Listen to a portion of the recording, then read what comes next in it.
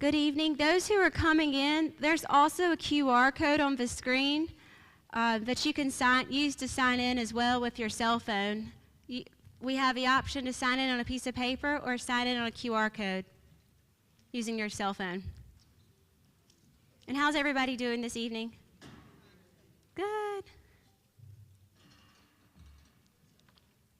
We also have a QR code for questions that will be looked over and reviewed and answered following the end of the forum. So you can use your cell phone, take out the camera part if you've never done this. My mom's never done this, and so when I tried to explain this to her last night, she was amazed that it actually led to a survey. So take out your cell phone, go to the camera option, and if you scan it on the QR code, it should populate for a little questionnaire where you can fill out questions that you may have.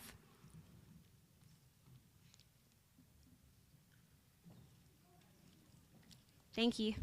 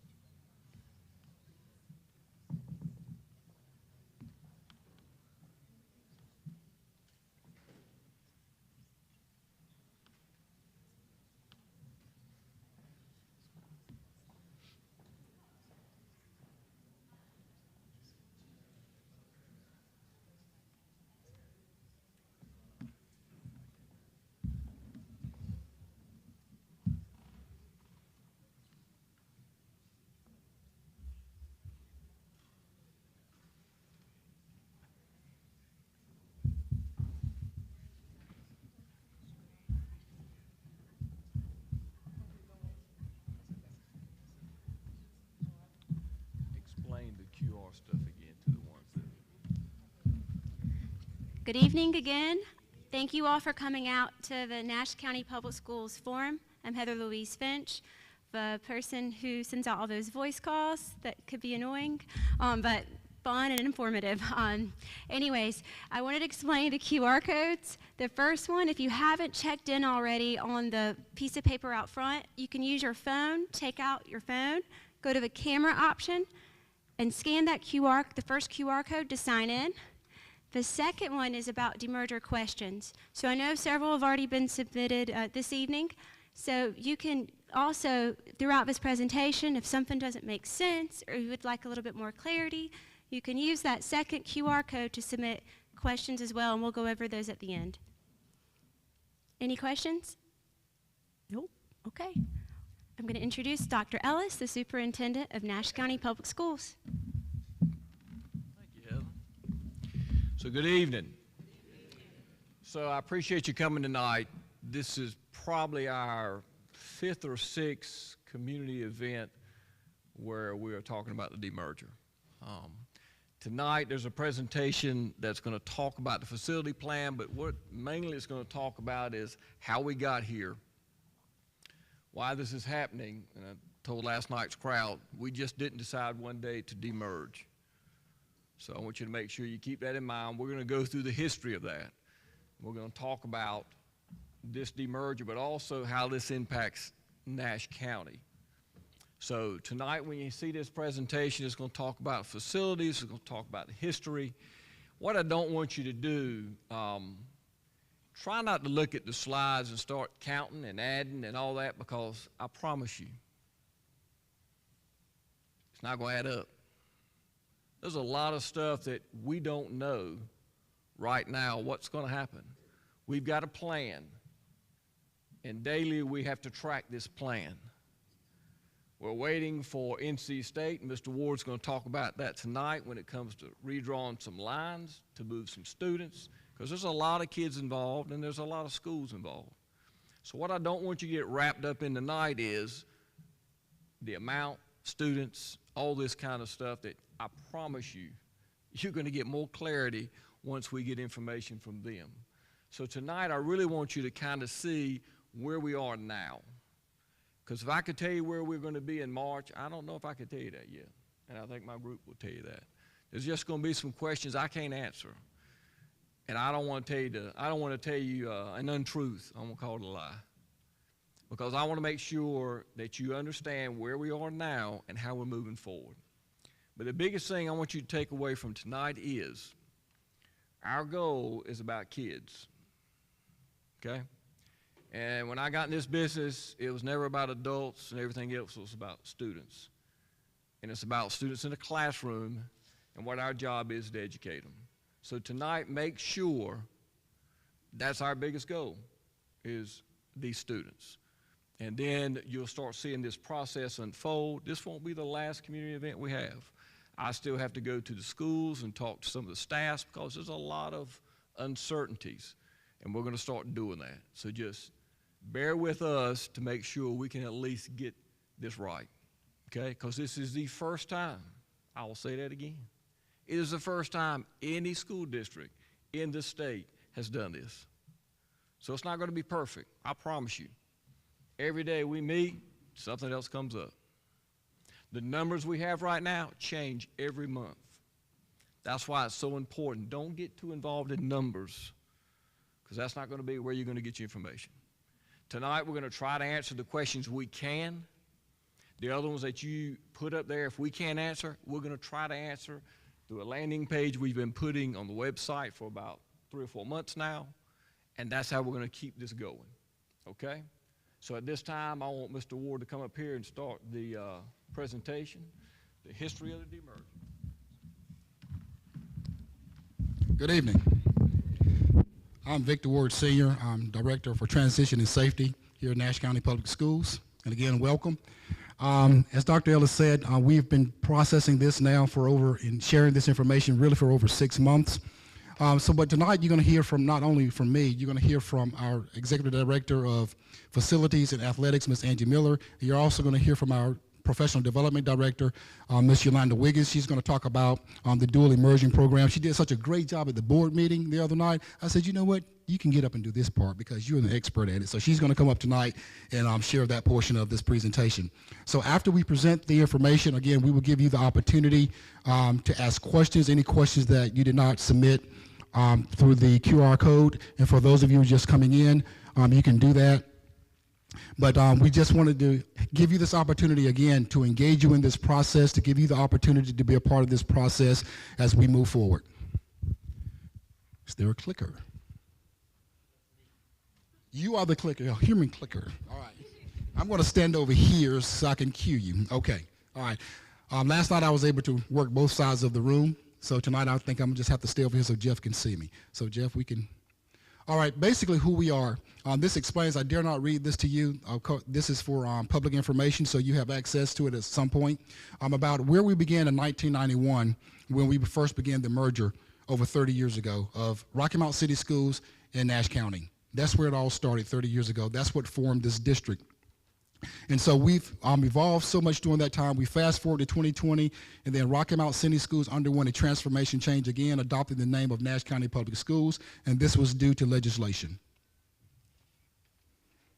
So for over the next 30 years, our campaign, we adopted this campaign as we were partnering with Edgecombe County Public Schools, growing forward together because we did not want to give the impression or the illusion that we were now separated because, you know, the merger can have a negative connotation for some. So we wanted the public to know that we are growing forward together, that we will continue to work together and partner together in this process. So that's where this came from. We will launch this growing forward together. And that's going to be from now forever. This is just a brief timeline here, starting with the 18th century with the formation of Nash County.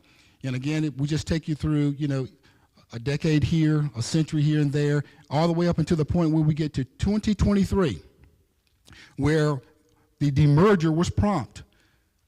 If you're familiar with the legislation, and I'll talk a little bit more about this later, we had to submit a plan in November 15th to the Department of Public Instruction.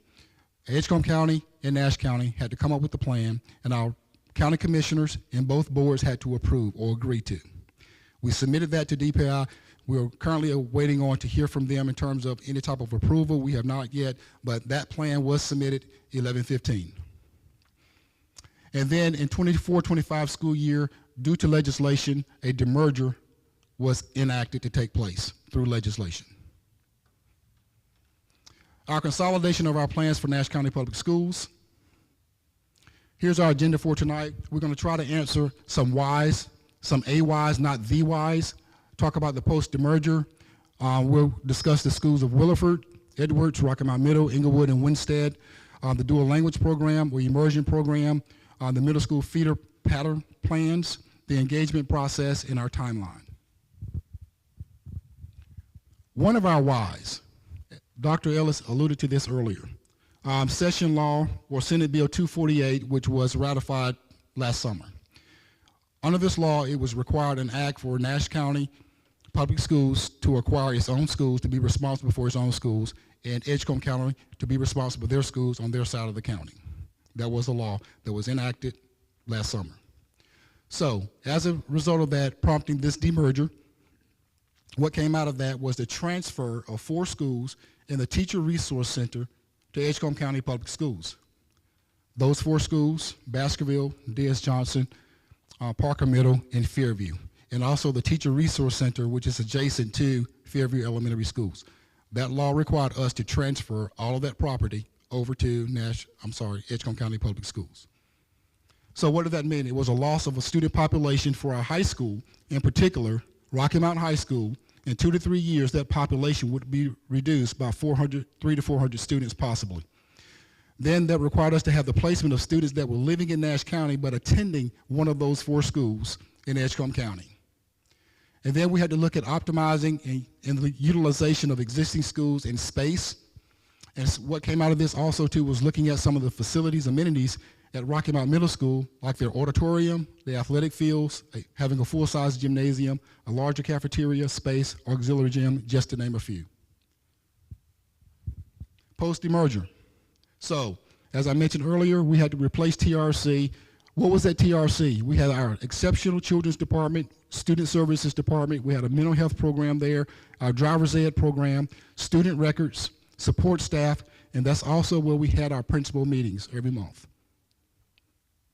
So again, keeping in mind, as Dr. Ellis said, please do not look at these numbers as being solid numbers because these numbers change daily. But at the time of this, Baskerville, we were looking at approximately 87 students having to be placed in Nash County, that live in Nash County, but attended one of these schools. D.S. Johnson, 58 students, Fairview, 57, Williford, 163, bringing this to a total of 365. Edwards, 438 minus 9 students that were Edgecombe, bringing them to 429. Rocky Mount Middle, 450 minus 92, leaving them with 358. Rocky Mount Legacy students, again, going back to this, in 3 years possibly, 2 to 3 years possibly, Rocky Mount High School could be left with about 600 students if we did not offer what we call the legacy option. Those students will have the option to remain at their high school, not just Rocky Mount, but Rocky Mount is going to be the greatly impacted more so than Nash Central or Northern. So those students will have the option to remain in our district until we can start putting students into that school to make sure that they hold their capacity. Okay, Williford Elementary, this is the plan for Williford. If you've ever been to Williford School, this is the road for Williford. This is the front of the building here. So the 100 wing will be for pre-K. This will be a pre-K wing. And this blue line represents a partition that will be put up for safety reasons as a controlled access where you can only use your badge to get in to have this pre-K separated from the other population. The media center will be used for our principal meetings and also back here in the back for breakout rooms for meetings also in office space. Over here on the 200 hall or corridor, we'll have our EC department. Remember, these are the people coming from TRC, Teacher Resource Center. The EC department, instruction support staff, will be located on the 200 hall. The 300 hall will be designated for the driver's ed, EC records. NETA, which is currently there already, they will remain. NETA is our Nash Everywhere Digital Academy.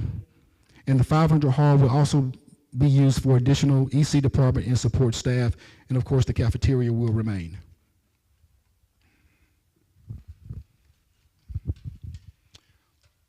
Of course, the plan for Edwards Middle to become Edwards Elementary.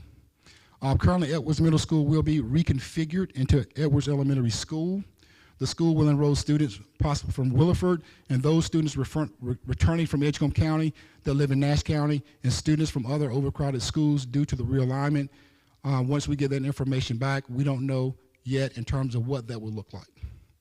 The area behind the gymnasium will be utilized for storage and maintenance. Here again, optimizing and utilizing our space that we're losing. Also, I meant to mention too that we're also losing the child nutrition building, which is also located behind the Teacher Resource Center. That's another facility that will be transferred over to Edgecombe County.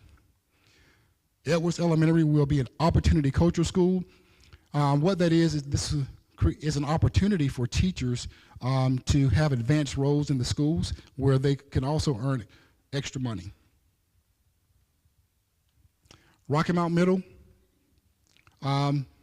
Edwards Middle students will attend Rocky Mount Middle School. Middle school students from Edgecombe residing in Nash, along with others affected by the realignment, will also attend. Tar River Academy and City High School will continue to operate at their current location on the campus of Rocky Mount Middle School. The Spanish Immersion Program, catering to the 6th through 8th graders, will be relocated to Rocky Mount Middle. And also, again, after the graduation of these legacy students, we have to start looking at numbers between 2026 and 2029, 2027 and 2029, looking at how Rocky Mount is going to be affected by the loss of so many students. And so our goal would be to maintain a solid student population at Rocky Mount High School as a true feeder into Rocky Mount High School, and we will show you that in a few minutes. Rocky Mount Middle School will also be an opportunity culture school. Winstead and Inglewood will be reconfigured. As you know, right now, both schools are K2. One is a K2 school, Winstead, and Inglewood is 3-5. They now will both become K5 schools under the plan. Both schools will also be opportunity cultural schools with a Spanish immersion site located at Winstead Avenue Elementary. So this goes into the dual language immersion program. So at this time, Ms. Yolanda Wiggins will come up and talk about this section of our presentation. Also, at the end of the presentation, we'll give you the opportunity to ask questions. We're going to put a microphone right here, so if you have a question, you will come to the mic, and we'll be happy to answer those questions for you. Ms. Wiggins? Thank you. Good evening, everyone. As Mr. Ward said, I am Yolanda Wiggins, and I'm the Director of Professional Learning and Special Programs. And as a part of those special programs, dual language immersion at the district level falls under my purview.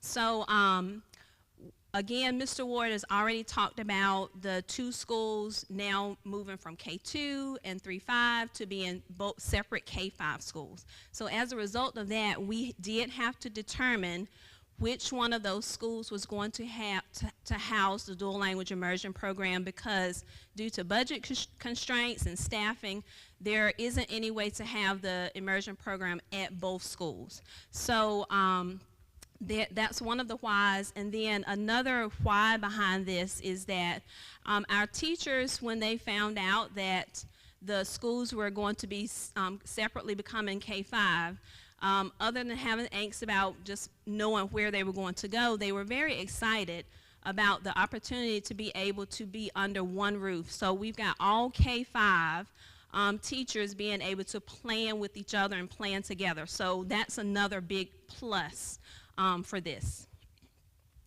So some of the factors that we looked at when we were choosing Winstead Avenue Elementary School included building capacity. We looked at student and staff impacts, program longevity, program effectiveness, and then our feeder patterns. But the biggest determining factor was building capacity. So currently Inglewood's building capacity is 508 students, and Winstead Avenue's is 625.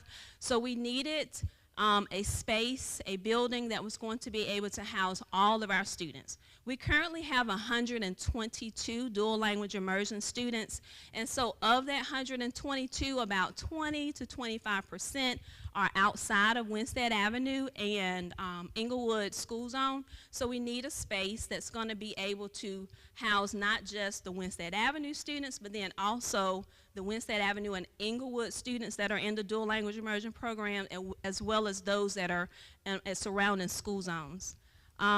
And then we also looked at the number. So I spoke about having 122 students. Well, of that 122, 71 are currently at Winstead Avenue.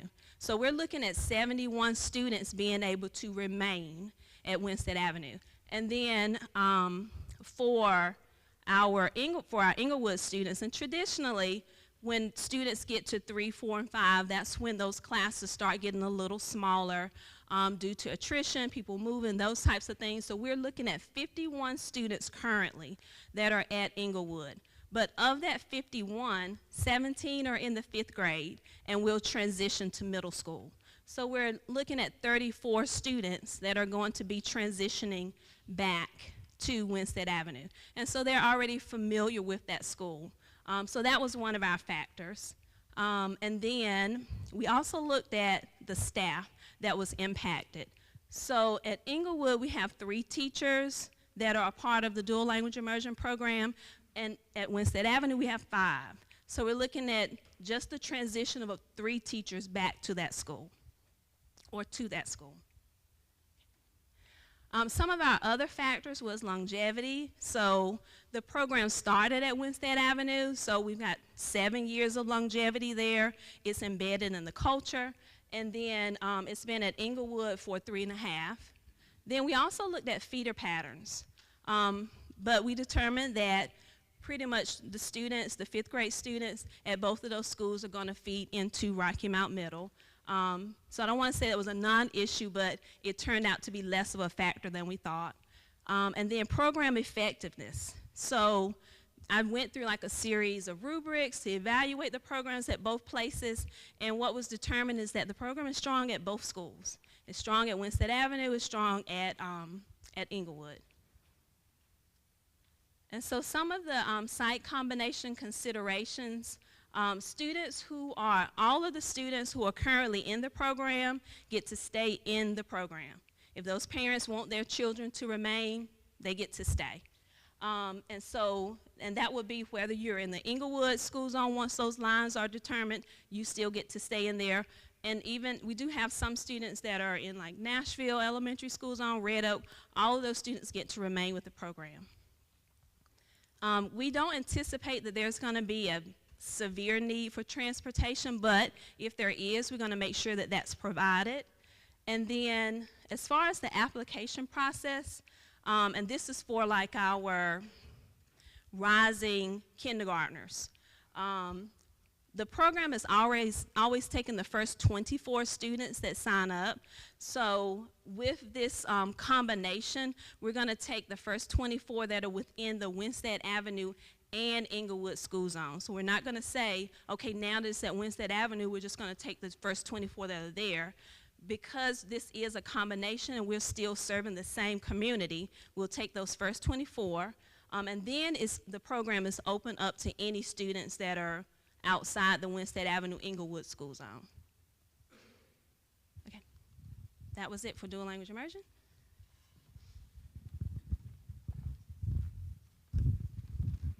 Didn't I tell you she would do a better job? Okay. As I was talking about the feeder plans or patterns earlier, again, the goal here is to create clean feeders from our middle schools to the high schools. Of course, Nass Central Middle would be a clean feeder to Nass Central High School, Red Oak to Northern, Rocky Mount Middle to Rocky Mount High School, and Southern Nash Middle to Southern Nash High School. The engagement process, of course, this is the second of two engagements that we've had in these forums tonight. We had one last night at Winstead Avenue, this one tonight, and as Dr. Ellis said, this will not be the last one.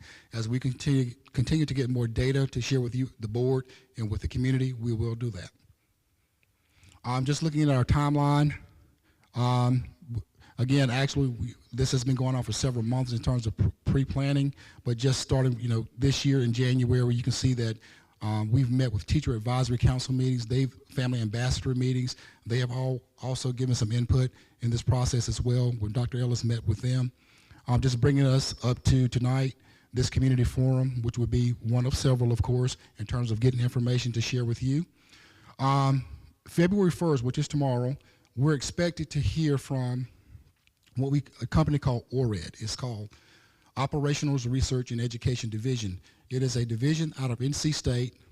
10 years ago, that's the same institution that worked with us to give us our current boundaries that we have right now in this school district. So we're utilizing their services again to help us with this process.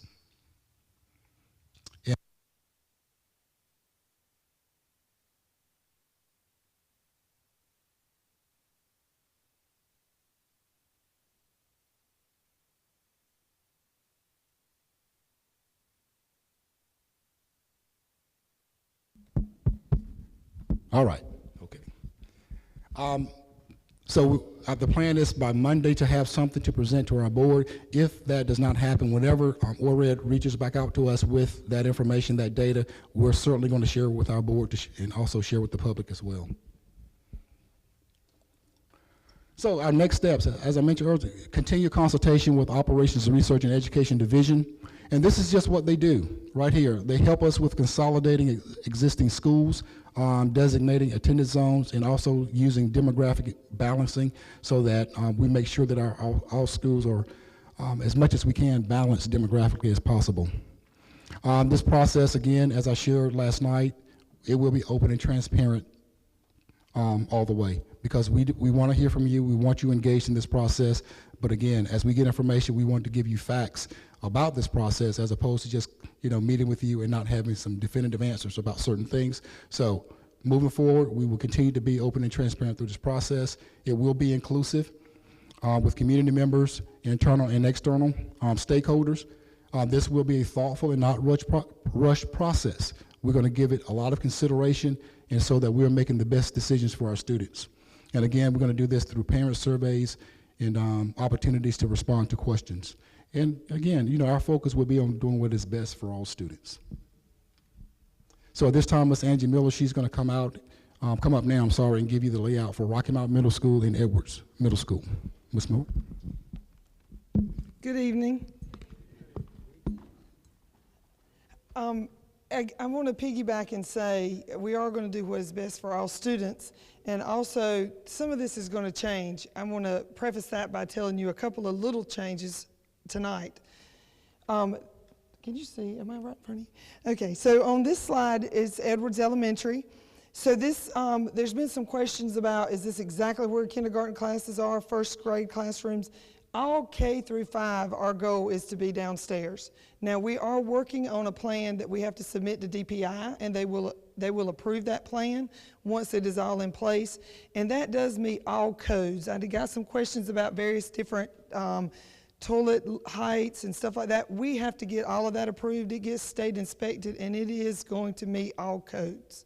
So when you're looking at this, and I know it's small for some of you, the red parts that you can see that are red, that is just saying these are bathrooms. We're going to lower urinals and change the heights of the toilets and the existing toilets. So that will be modified, and that is using all of the downstairs area. The upstairs will still, you're going to see in a minute, I'm going to talk a little bit about replacing an elevator. That's just preliminary planning for the future, and I'll talk about that a little bit when I get to the outlay of the money that we'll be looking at moving. So the next slide is Edwards again. Many of you a couple of weeks ago probably heard me mention a playground and putting it between two buildings. There wasn't quite enough square footage. So we're actually going to move a playground into this area close to the ball field. And the red area is gates and fencing areas. Also, the question came up that, okay, at Williford, there are 2 areas of playground. I've done a little homework on that, so they have to meet code. So pre-K has different heights for toilets, and pre-K has different requirements for playgrounds. K through 5 have different heights for toilets. They are the same, and the playground codes are the same. So we don't just choose something that's not going to meet code, because we have to meet all the inspections and get all of the approvals. And that's not just locally, that's across the state. So looking at this, the playground equipment, there's several pieces that would meet all codes and standards that are at Williford. For the older kids, that'll be moved. Some of the equipment that is not in as good a shape and can't be moved or wouldn't meet code, that will not be placed there. And we're looking at growing that space as well. So again, this is preliminary, so we'll look at more detail later on. Rocky Mount Middle School layout. This, you'll see some highlighted rooms. You're actually going to see 2 parts. One says City High here and City High here. This is actually a City High hallway. This is Tar River space, okay? So this has already been modified some and will be modified yet again. Classrooms, this hall is not being used at this time. It's being renovated, and that will be a space that's used. There's also some rooms behind the media center that are not marked here that will be separated and will be moved. The red area I want to focus on for just a moment. So this is Hammond Street, and I know I need to talk to both sides of the room. I'm sorry, I'm standing in front of you. So off of Hammond Street, back when it was Rocky Mount High School, there was a gate that opened and closed. That will be the gate is still there, but there was a lot of mechanical issues. So looking at the next phase, you'll see that this gate will be replaced. It'll be a badge access. So I'm going to give you a scenario when you go into a gym or high school game or middle school game that you have to go into exterior buildings. The teachers are already badging in and out. So that gate will be gated, and it will change the look of that space. Also on the back side. So everything that you see here in red will be updated and renovated and will be a gated area to go in and out. So the Tar River Academy, which we refer to as TRA, is a space on this side of the brick building. There's a drive that leads you into the auxiliary gym space, a drive in that area, and this is cafeteria, City High, and Rocky Mount Middle School. I want to say something before I jump on this, because this has been modified since yesterday, and I'll tell you a little bit about why.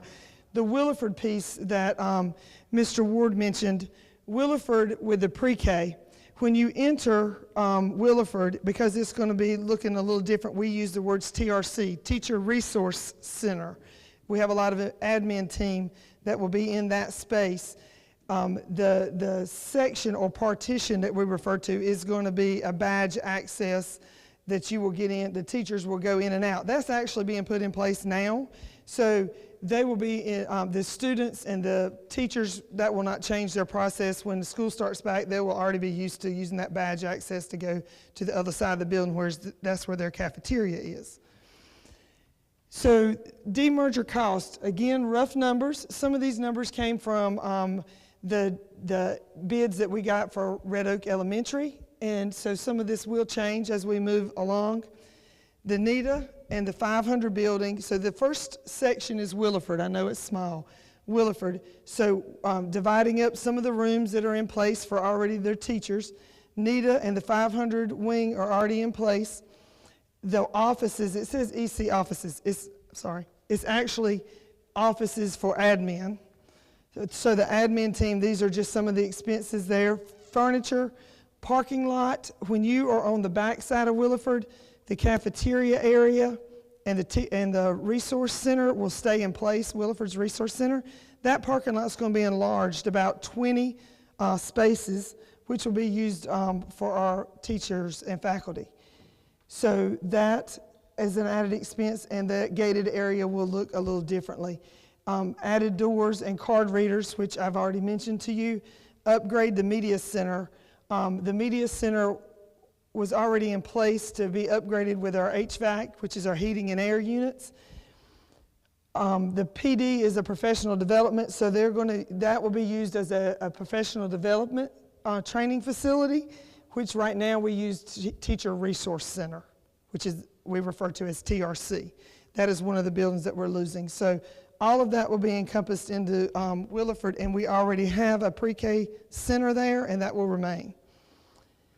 Rocky Mount Middle, the 500 hall lights and ceiling tile, and you will see here phased window replacement. So what that looks like is 3 phases.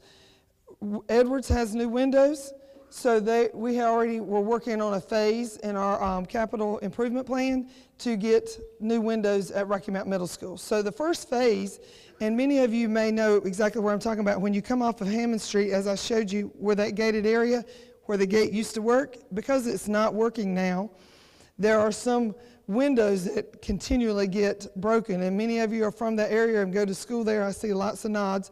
It's always been an issue that sometimes on the weekends the gates are left open back in the day when we had the remote one that didn't always work, and so those are broken in that area from time to time. All of this is in the phase 1 of the refurbishment of the windows. There will be 3 phases of this. And someone asked, how long will that take? Well, once we get all this in place, sometimes it's 3 to 4 months with ordering windows and the rotation. Many of the companies are still in the process of recuperating from COVID, and it has taken us some time. Our school nutrition office, which Mr. Ward mentioned to you, used to live in Rocky Mount, and it was right behind our TRC around the Williford Johnson space. We moved about 1.5 years ago, and it has taken us quite some time to get some pieces of equipment, like a generator, to run the freezers. And that was in place many years ago with that process of being centrally located. We had some growing pains, but it has been a really, really good marriage with us being in that warehouse with our technology team. So back to the Hammond Street gate, which I just mentioned to you, will look quite different, and it will be a badge access remote entrance. The gates off of the Nash Street area will all be replaced. HVAC in several of the classrooms that will be upgraded. The lift in the auditorium. Okay, so some of this you're going to see is new from last night. We were working on some of this. It's a process to get everything uploaded to get ready to present. So I just want you to know that it really does change from a day-to-day basis. The auditorium at Rocky Mount High School, or the old Rocky Mount High School, which is Rocky Mount Middle School, is quite outdated, and it's used minimally at this time, but it is an absolute fantastic space, but it takes a lot of money to fix it. such as new curtains. The flooring needs to be updated and upgraded. Has some nice chairs, but the padding in the chairs, it's outdated. Sound system is a pretty new sound system within the last 6 years, but because the wiring to the lights is quite old, sometimes there's a short. Now I see everybody nodding. So I'm being honest with you. The lighting would have to change for the wiring to change. That would help us with the unit that's already in place for the sound system. So you see many of those listed here. Part of the floor in the auditorium has carpet in it, but not all of it. And I know this because I work with school nutrition as well, and we do some of our trainings in there because it's a very large space, and I have a lot of people that have to come in, and it's a beautiful space, but it needs some upgrades. And you see right here where it says replace roof. Just to be honest, we got to get some folks to look at that. We're not sure if it would have to be a replacement or repair. So I did not want that to be misleading. The question mark there is we have to have someone to come and take a look at that and give us some advice. Edwards, the plumbing fixtures, which I just mentioned to you, student desks and furniture, some of which we do. We are closing out 2 of our schools, Swift Creek and Cedar Grove. Many of the pieces of equipment that were in those schools, our schools have used for upgrades at their own spaces, but we do have some furniture that will be used that are elementary furniture that we knew moving in to this demerger, we were going to have to be prepared for some furniture, some of which will be new and some will be refurbished or reused. The elevator replacement at Edwards, as I said to you, we're not planning to use the upstairs at this time. With our 4th and 5th grade, everyone will be downstairs. K-5, we do have the space for that, but we want to be forthcoming that the replacement of the elevator has been much needed for some time. It could be upgraded, yes, but the replacement as a whole, I see lots of nods. We need to replace the whole elevator, and that takes a lot of money to do so, so we have that incorporated. New signage, bleacher modification, still looking at the Edwards piece. There'll be lots of new signage and bleacher modifications. It will look different. The other piece to this is I've had a lot of athletic questions, so I want to kind of piggyback on that as I'm going down. Truthfully, the kids from Edwards that go to Rocky Mount Middle School that play sports, it will be Rocky Mount Middle School Ravens when school starts. They have their uniforms. We will start that space. Many years ago, when Miss Ann Edge left Baskerville and opened Rocky Mount Middle School, it had Griffons everywhere because they had just built the high school and they changed it. So there was a committee put together with parents, staff, leadership teams, and students that picked colors, that picked the mascot. There was many pieces that went into that. So leadership teams and principals, once all of that is put in place, there will be buy-in from our community to help build a community of learning as well as athletics at the school. So I'm just being brutally honest with you. That is the logistics of a move regardless. There was a question asked about sports and will they have as many offered at the other school, like let's just say wrestling, tennis, whatever. We offer all sports at all schools. We then ask students to sign up for those sports. So absolutely, if your student is playing a sport at Edwards that has typically not been had the numbers for participation at the middle school, at Rocky Mount Middle School, they will get the same opportunity to try out for that team and or sign up, so we have enough numbers for participation. Absolutely, we'll offer that sport. So there'll be growing pains on that, but there'll be communication that the students will have to tell us that they're interested in that so we can make that happen. Signage, bleacher modification in this area and outside, playground, security, fencing, that's what that was in reference to, the red space on the picture that we just showed you that was outdoors. Playground equipment, so I told you there would be 2 or 3 pieces of, I think it's 3, that are moved from Williford to Edwards. We're actually going to move those pieces, put in the security fencing, but then we have also, many of you know from our past board meetings that we have a rotation for playground equipment from all of our schools. That rotation will be modified. It'll be brought to the board for vote, and they will be included in the rotation, and they will get money to do just like what the other schools have on their rotation and get new equipment. the abate 9 classrooms, I want to take a minute and talk about what does abate mean. Asbestos, people say like, well, I've got questions about the asbestos. So an example would be, pre-K has one set of guidelines for asbestos. So my pre-K kids at Williford walk quite a ways to get to the cafeteria. If in that process, and every year it gets inspected, if in that process a piece of tile breaks and it's old tile, and that has an asbestos tile because it's old tile, we have to completely encapsulate that and move forward with making those modifications because it won't meet state guidelines. And we have to do that, right? So we get it inspected every year for pre-K. So the same thing with Edwards. This past year, I want to say 2 or 4 because I don't have my notes in front of me, classrooms had broken tile on the floor. So the word abate, the questions that I got, the abate piece to that was the tile was cracked. Immediately, they had to go through a process of getting a company to come and take a look at it. We did do that in-house. Does it cause alarm? It's going to cause alarm because if students are in the building when we have to do that, I'm not trying to make light of it. It's broken tile, right? They have to put up signs, and the signs have to say asbestos, and it causes major concern. Typically, that is done in the summer so that we do still put up the signs, but we're just being brutally honest. In the summer, the students aren't in the building, so it's not that much of a concern. So they were relocated to another space, and this was taking care of it. I'm kind of looking at you, 2 or 4 of the classrooms. This year, 2? Okay, thanks. This year, when that happened, immediately we started asking questions, and we went ahead, regardless of the plan, to ensure that everybody is safe, had a company, Matrix. Matrix was the company that came out this school year, walked every square foot of this building. There were 9 classrooms that still have old tile, and we want to abate that tile. Does that mean that they're cracked? At this time, they're not, but they did a pinpoint said of this entire building, there's only 9 spaces that still have old tile, but it's encapsulated. It's not broken or chipped, and we're okay. I see nods. So the plan is we're going to take care of that regardless because there's only 9 classrooms. All that's got to be done, and it'll be done in the summer when there's not students here, and it won't cause concern, and it'll be perfectly fine to be used.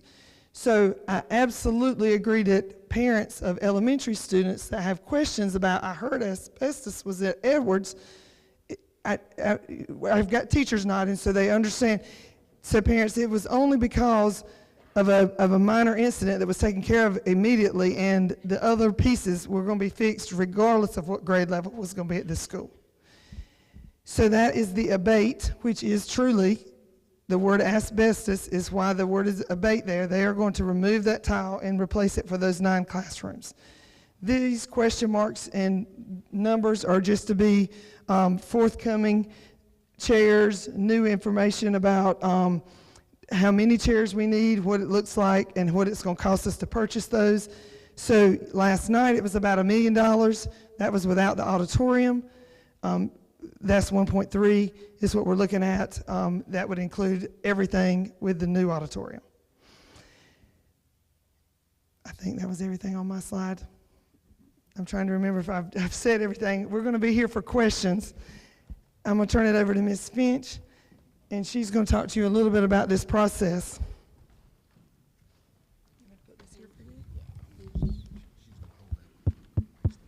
Okay. You're going to hold this? Yes. And we're just going to, yeah, thank you so much. Good evening. My name is Heather Louise Finch. Thank you all for being here. I'm the Executive Director of Communication, Planning, and Engagement. Say that 5 times fast. Thank you so much for those who've been submitting questions this evening. You can see if you go to the next slide, please, the QR code. Again, if you haven't checked in, please use the first QR code, and then the second one, which was displayed throughout the presentation, that's for submitting questions. We're going to go through some of those. At the same time, after we get through that, we'll call some people up. I wanted to go back. Some of the questions that have been coming in are about the demerger and what it is. So raise your hand if you have downloaded the Nash County Public Schools app. Yay, that makes me excited. Woohoo. So on the app and on the website, you'll see the Board of Education landing page. Can you please go to the next slide? So when you're on the website, if you've not been there before, or on the app, you'll see the school board. Next slide. School board, demerger NCPS, and this QR code's for questions.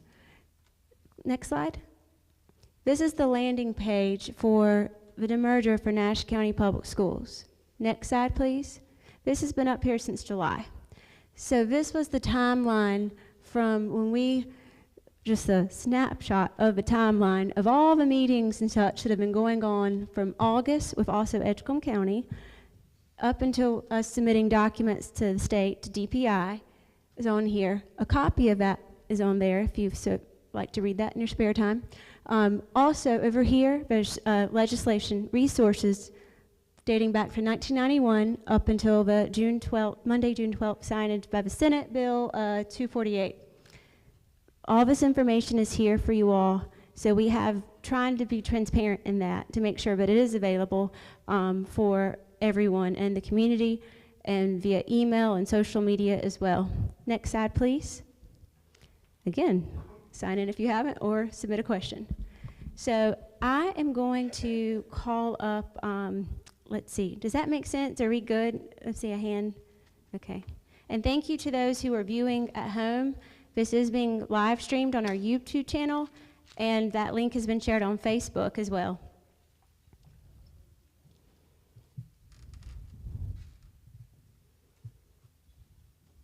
One of the questions is dealing with acronyms, and that's a great question. So when you see EC, that does not mean early college is going to Williford. No, EC, as Miss Angie Miller stated, that means exceptional children. TRA means Tar River Academy. Just wanted to get that out there. That can get confusing. It's a lot of acronyms. I'm going to invite Mr. Jeff White up. For the question is regarding academics, and it's regarding will they have some of the resources such as STEM, as well as the in preparation of the students going into Rocky Mount High School and relate to AP.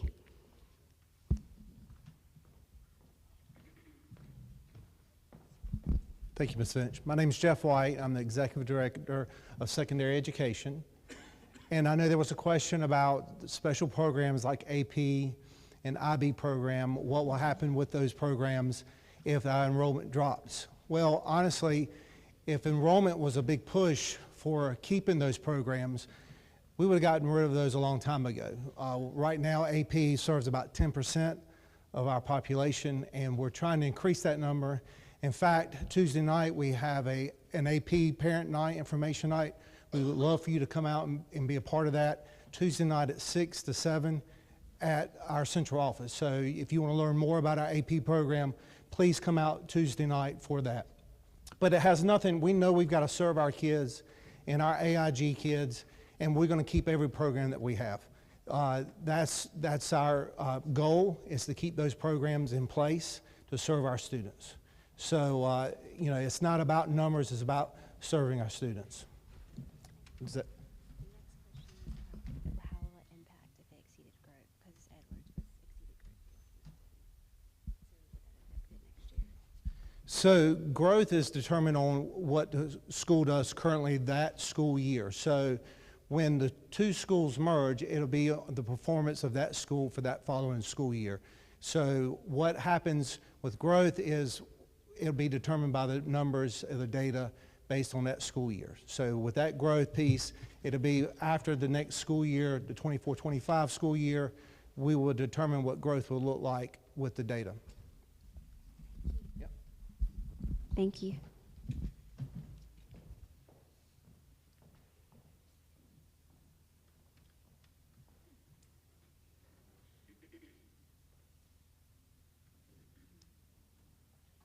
So we have a question about the dual language immersion program, and specifically in regards to it's how will dual language immersion students be challenged in their foreign language studies, And what advanced learning program, well, Mr. White just addressed that, but if you would like to speak on that.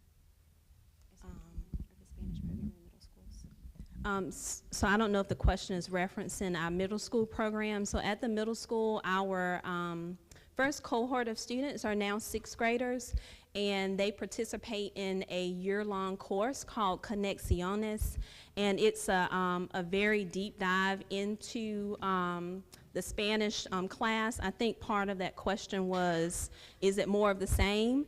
No, it's not more of the same. What I want you to think about is every year your students have to take English language arts, every year.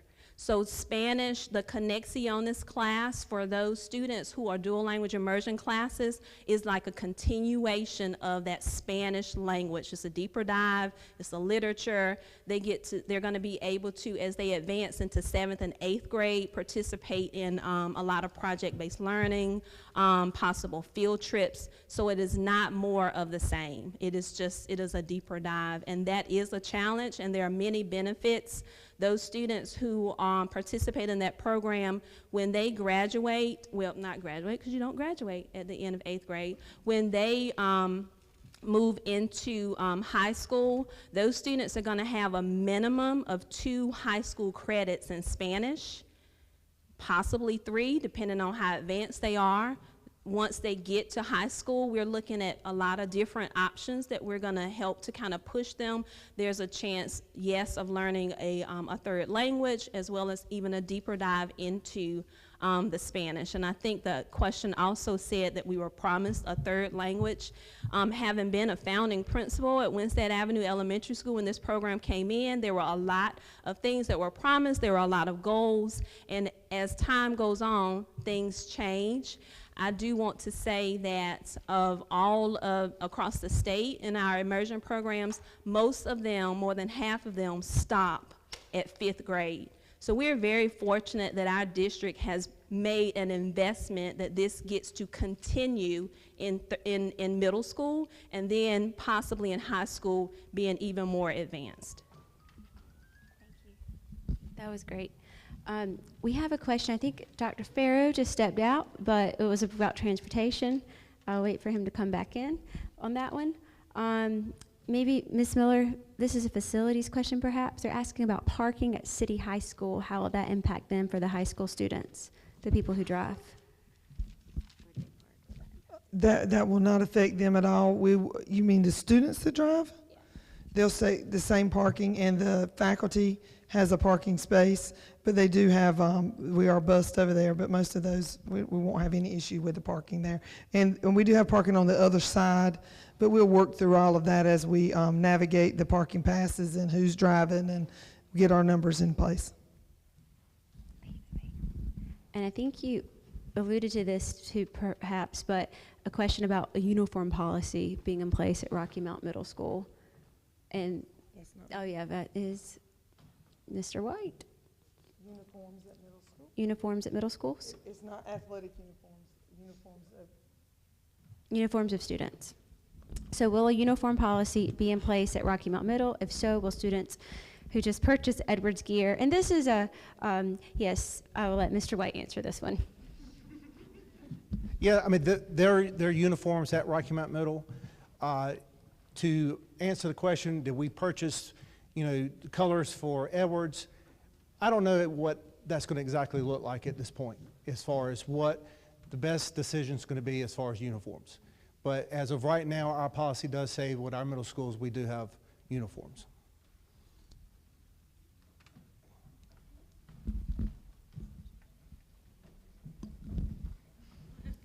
So I'm going to ask Dr. Farrow. He's going to introduce himself to you. A question we've been receiving is about transportation, how will that be impacted, how that's going to affect, and the second one's about safety. Good evening. My name is Leon Desfarrow. I'm the Assistant Superintendent of Student Support Services and Operations. As it relates to transportation for our students at the Rocky Mount Middle campus, it will be the same process that we use every year. Once attendance lines have been drawn, we will set up bus routes for that school based on those attendance lines. So any child who wants transportation, you know, we open up our transportation process somewhere around the middle of August, 1st of August, for parents to start signing up for transportation. Based on the children who sign up for transportation, we'll then create those bus routes. What about safety? Oh, about safety, about are there going to be fencing, and also like something about the evolve machines, like for Rocky Mount Middle, Do will you they have have the more than exact one? question? It's just it's going to go through.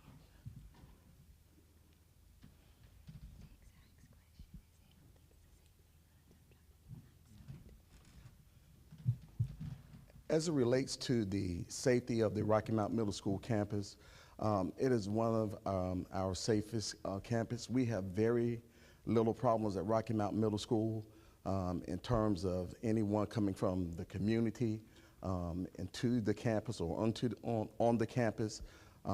We just have not had those problems. I've heard rumors that there's concerns about Tar River Academy. Let me talk about Tar River Academy. Tar River Academy has saved the lives of many children in our school district. If it had not been for Tar River Academy, there would be many children who would not have graduated from high school. Those children that are there, there's usually about 100 to 110 students who end up at Tar River Academy. About 50% to 60% of those are either children who are ready to graduate or who are in the 11th grade and able to graduate within a year to a semester to a year. And so those students are not there to fight. They're not there to cause problems. Those students are there because they're trying to graduate from high school. We do have some students who are there for behavior issues. That's about 1/3 of the student population. But again, most of those students are there for academic reasons. We have some students who have to work late. So Tar River Academy is a better setting for them. We have some children who just do not handle the regular school setting well. So Tar River Academy is a smaller setting. They go there, they do well, and they graduate from high school. It's just not a campus that we've had problems with. And let me tell you, I was the principal on that campus for 4 years. And when I was there, we had some issues those first 2 years. But Rocky Mount Middle School does not have those types of issues. It's just not an issue. It's a safe campus. The principal and the SROs and the assistant principals who work on that campus, they take the security of that campus seriously, and the students and the community respect it.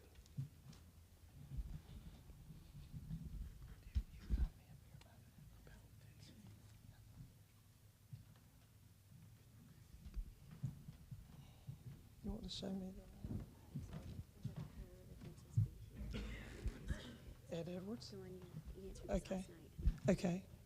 Can you, Mr. Stith, will you go back to the Edwards second picture? I think there was a question about fencing. And, yes, sir. I think this might be the answer to the question. I want to give you another moment to take a look at this. Edwards Elementary fencing. Everything you see in red will be added fencing. And keep in mind, not trying to cause alarm, but if we put playground equipment to meet code, we have to have fencing around it.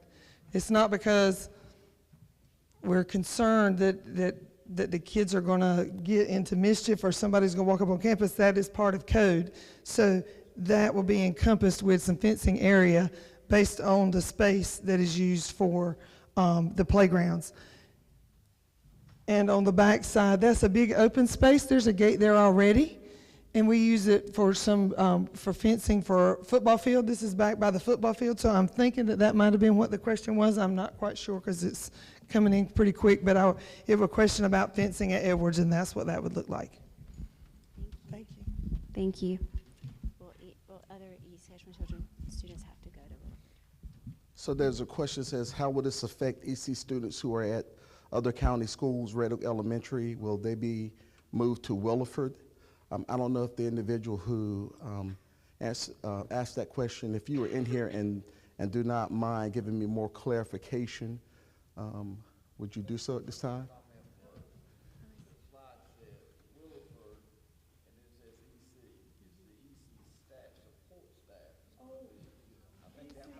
Okay.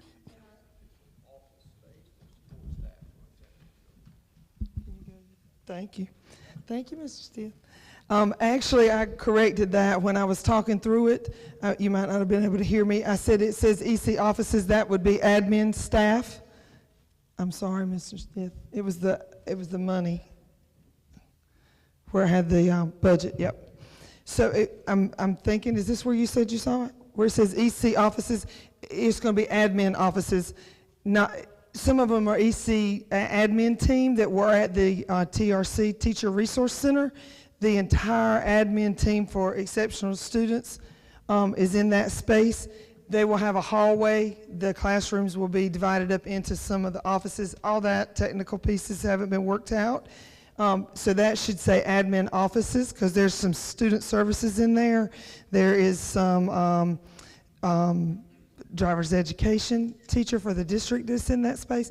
So that should say offices. And if you look at the slide from last night, it did say just offices, but it had this piece missing. So was that the slide, maybe? Okay, thank you. Thank you. So this is an important question we got, and we received it last night. Would you mind going through until we get to Dr. Farrow's face and his contact information? He's probably like, you put this on here? Yes. So take a picture of this. This is also on our website for contact information.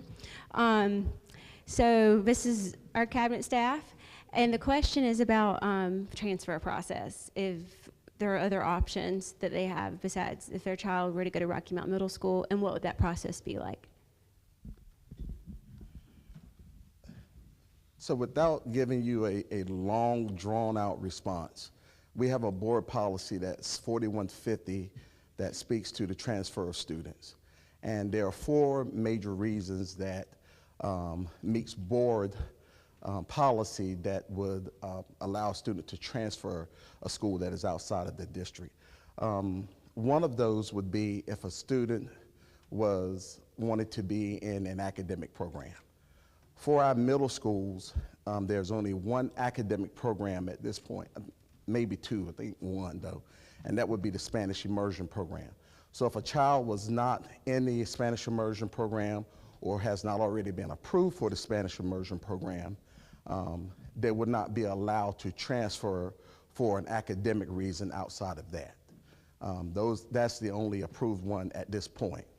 Another one would be if you started at Rocky Mountain Middle School and that was your home address. If you started at another school, let's say you started at Red Oak Middle School, and within 60 days of the school year, after the first 60 days of the school year, you moved to another address and you wanted to remain at Red Oak and not have to go to Rocky Mountain Middle, which is the address of your home now, you would be allowed to stay based on the fact that you've already spent the first 60 days of the school year at Red Oak Middle School. There's some other instances where we've had there's family situation, family dynamics that happen, and we look at those situations and we make a decision based on the best interest of the child. So when it comes to student transfer, and I'm trying to choose my words carefully here, when it comes to student transfers, we really want children to stay at their home schools unless there's an issue. The board has supported us, the superintendent has supported us in not having people school shopping. So transfers should really be about a situation where you need your child to be outside of the school for a legitimate reason that's aligned to board policy. And again, that board policy is policy 4150. Our transfer process has gone digitally. If you go to our website, on the home page, there's a tab that says student transfer. If you click on that, it will take you straight to our transfer, and there are directions there, there's videos there, there's some info there that will help you walk through our new digital process for transfer. And as I told the crowd last night, if you get into the digital process and you are confused, you are having trouble, please call 252-462-2515. That's my administrative assistant, Barbara Harvey, and she will help walk you through that process. But as far as the transfer process, that process has not changed except for the digital process.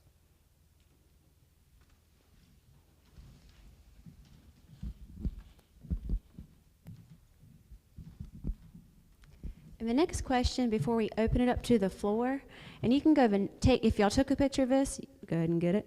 You can go to the next one. Where is Miss? So this is facilities.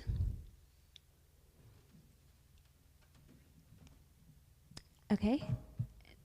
There, leave it here. The next question is about orchestra and the band at Rocky Mount Middle School.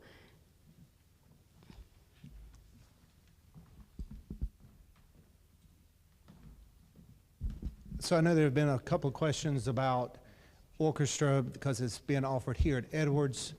I did receive those numbers today. It's offered for 6th, 7th, and 8th graders. Right now, currently, I think the highest grade level had maybe 10 students in it. But it's based off interest. It's an elective class, and it's based off the interest in what we will do. Now, I do know that Rocky Mount High also has it, so it would be something that we would love to continue so they can continue on at Rocky Mount High School. So we would love it, but it's based on our student interest, whether we can continue it or not. Thank you. Okay. And if you all would like to come down to the floor, if anybody would like to ask a question in person. If not, okay. But if just go on, you can make your way to the microphone. And please say your name. Sorry, this is really loud. I'm Erin Clore, and I would like to know what the building capacity at Rocky Mount Middle is and how far over capacity they'll be allowed to go, and based on current numbers, what are projected class sizes? The class size is going to be out of my circle, but I can tell you this. And as we said, the numbers are going to be rough. And we won't know exactly. So Monday night we had one set of numbers, and what I wanted to say, and a while ago I knew there was something I forgot. The reason that it looked, I had someone say, oh, there's not enough classrooms for those numbers. Those numbers were updated after we had done my part of my slide. So I can tell you this, 2 different times we have run these numbers with a CIP, and it's through the state. Rocky Mount Middle School, that is just the building itself, not the Tar River side, okay? 750 students, that does include the City Hall, is only 30%. There would be 30% of that building still left. So even if you use the City Hall, now this is based on state numbers. Do we want to be real honest? They will fit in there, but our goal is to be around 700, truthfully. And 750 still leaves 30%, but some of that 30% is that one hallway that we have made the adjustment with City High. It has been, the CIP has been done, that we got a new one in 2020, and I'm waiting to get a digital copy because I just don't actually have that in front of me, so I went back and did my homework on like 5 years past that, and that's what I found. Are we looking at other options of adding, like there's a couple of classrooms that are really, really large, super large classrooms, that the square footage allows for 2 classrooms and putting up a wall. And some of them actually have partial walls that just have to be closed. Some of that you're not going to see on the diagram. We're looking at all of that. And keep in mind, even though if we think Nash County, this is their plan, this is what we're going to do, and no matter what, it's just not going to meet code. DPI will not approve it if it doesn't meet code. And they have our numbers, they check our numbers, and that's how we get state funding. So we would not go against that. I'm not sure about, the next part of that question was class size, Dr. Ellis. Did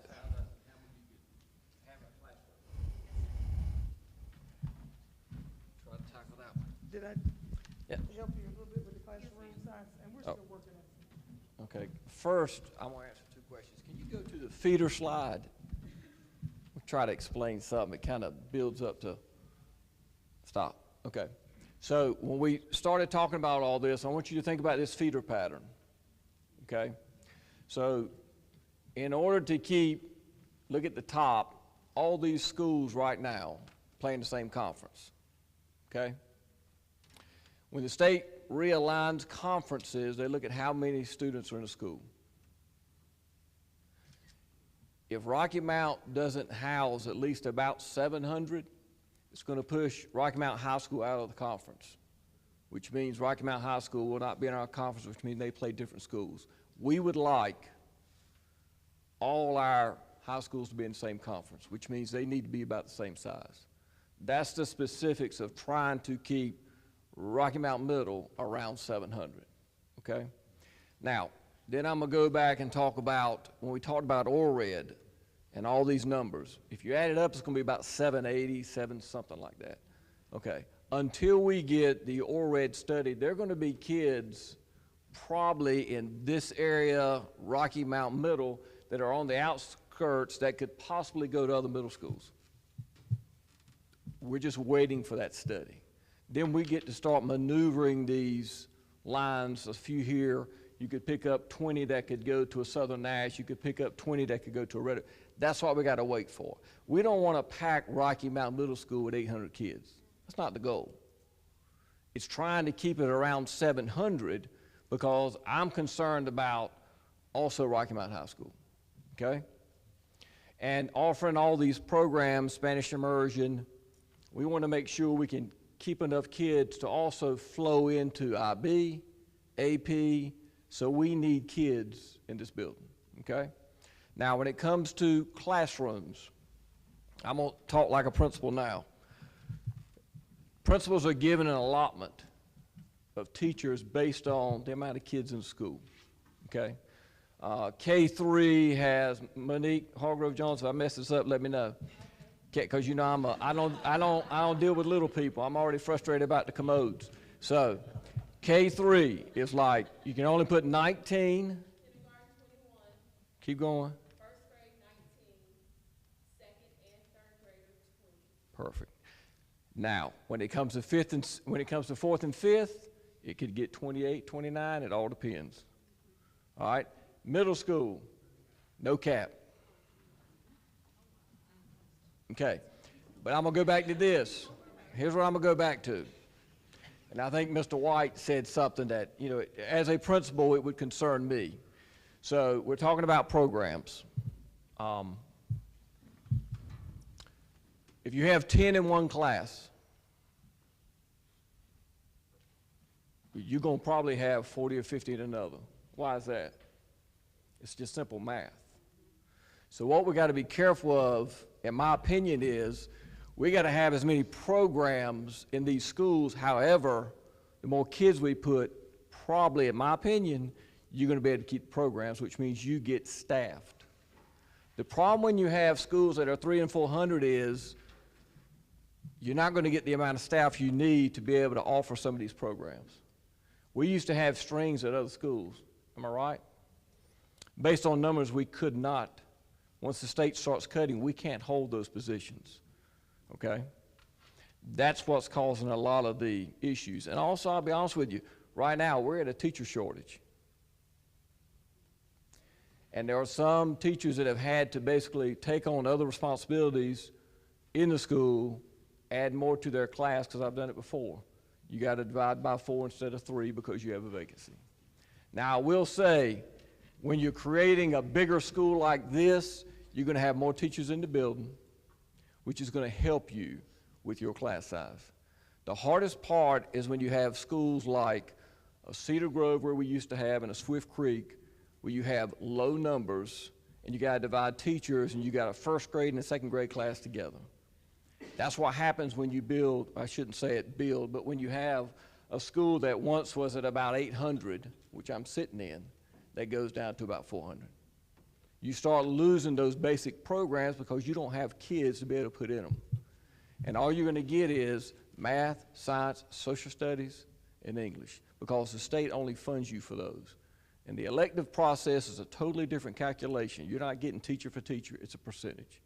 So that's why when you have a bigger school, you're going to be able to have more programs because you got more kids, okay? I hope that helped.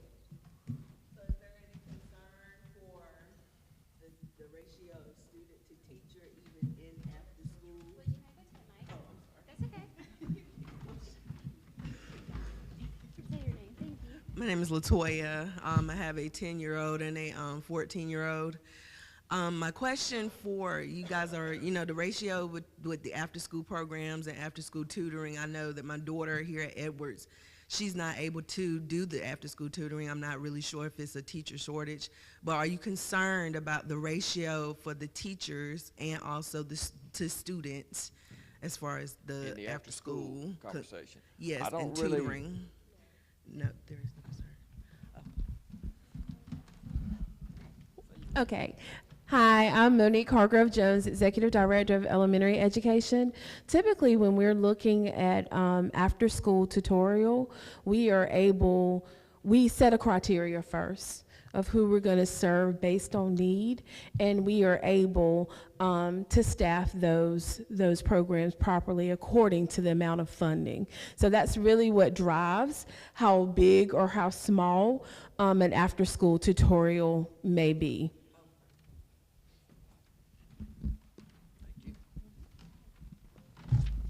Hello, my name's Jason. I wanted to say thank you all for all your hard work and for doing this. With the higher numbers at Rocky Mount Middle School, do you all have any plan yet in terms of having thinking about the numbers of SROs, APs, and counselors? Will that increase at all? It's a race. Ready, set, go.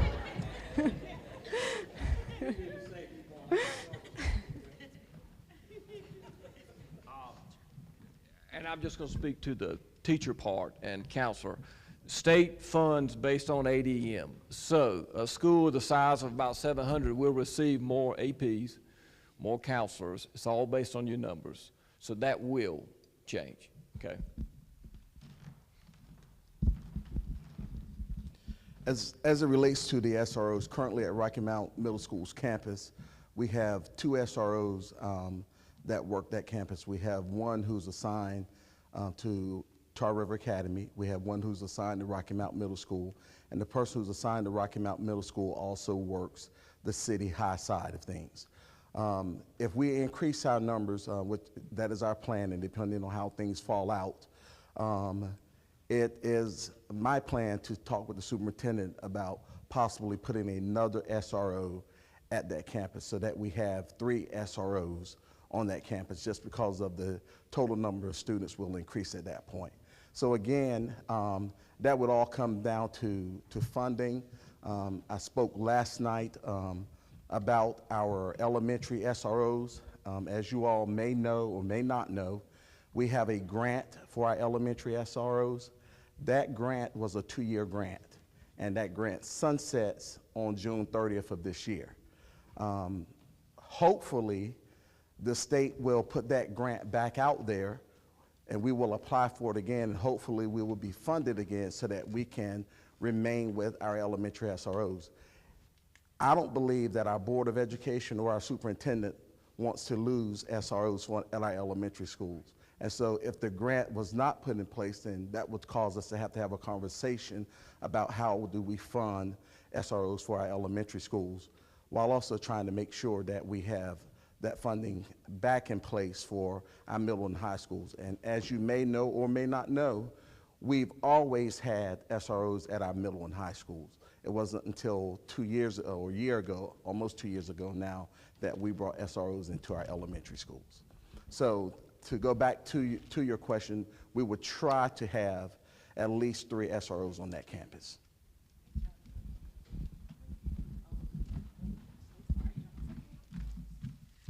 Security at the schools, are they gonna implement the what is it, the detectors? The evolve system? Evolve at every school instead of just Edwards here? Are they gonna move that and have it at every school, including elementary schools? So right now we have evolve systems at all of our middle and our high schools. We do not have them at our elementary schools. And again, it goes back to funding. Right now, for having evolve systems at our middle and high schools, the total cost was $1.7 million. If we were to add another 12, 13 elementary schools, you're talking about another, I think, almost just under $1 million. And again, it comes down to funding. And as I said to a parent last night, I do not want anyone in here to think that I am diminishing the importance of the safety for our elementary schools, because certainly that's not what I'm doing. But what I am saying is that it means that we have to try to come up with that additional funding when we're already losing funding because of the student population that we're losing to Edgecombe County Schools. So it is a conversation that we've been having. Our team has been really good at being able to find grants to fund things. We just haven't been able to find one yet for Evolve at the elementary school, but I promise you that we are looking, and we will take advantage of every situation that's given us to try to put funding in place.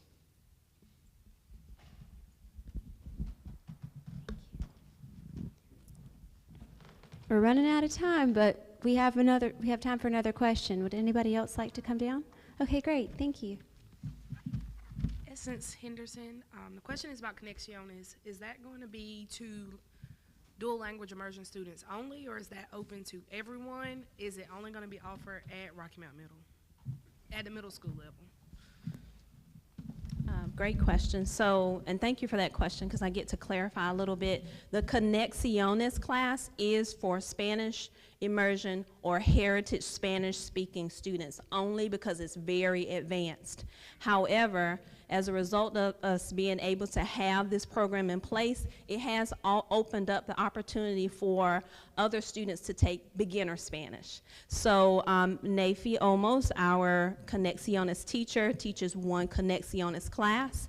And then each year we're going to add 7th grade and then 8th grade, but her other classes are beginner Spanish. And so that she, because the program is going to move to Rocky Mount Middle, now Rocky Mount Middle students, in addition to the Edwards students, being able to continue to be able to have that opportunity to take beginner Spanish. Did that answer it for you? So it's offered, that's a great question, offered 2 places in our district. It is only offered, yes, at Rocky Mount Middle, and the other location is Southern Nash Middle, because our students in our dual language immersion program at Middlesex feed into Southern Nash Middle. So only those 2 schools. That was a great question. Thank you. Hey, I think mine's more of a concern than a question. My daughter's 4th grade dual language immersion, and I'm just not satisfied. She will go to Rocky Mount Middle in order to stay safe in the dual language immersion, and you're telling me that the community is fine, but you're also saying the windows cannot stay intact. I'm just not satisfied, and I hope that you have something else, because I don't want to pull her, but right now she will not go. Thank you. Would you mind saying your name? I'm Jamie. Thank you.